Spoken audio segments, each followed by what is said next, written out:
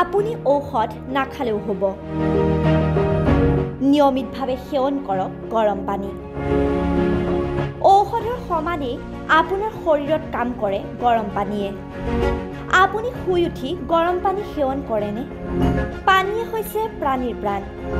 পানী অবিহনে জীৱত জীয়াই থকাটো অসম্ভৱ।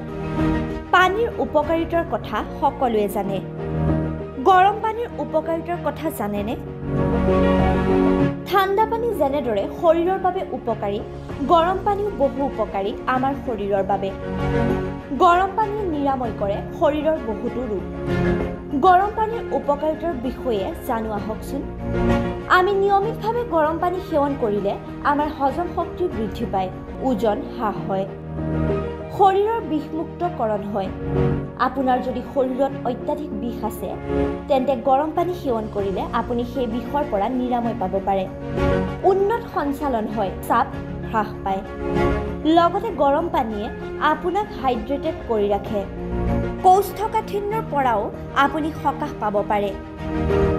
আপুনি নিয়মিতভাৱে গৰম পানী সেৱনৰ অভ্যাস গঢ়ি তোলক, কিয়নো গৰম পানী বহু বেমাৰৰ ঔষধ।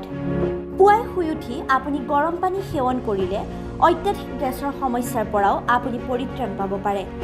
চিকিৎসকে দিয়া তথ্য অনুসৰি গৰম পানীয়ে আমাৰ শৰীৰৰ বহুকেইটা ৰোগ নিৰাময় কৰিব পাৰে। গৰম পানী সেৱনৰ জৰিয়তে আমি সকাহ পাব পাৰোঁ বহু বেমাৰৰ পৰা। News desk report, TS News 24/7।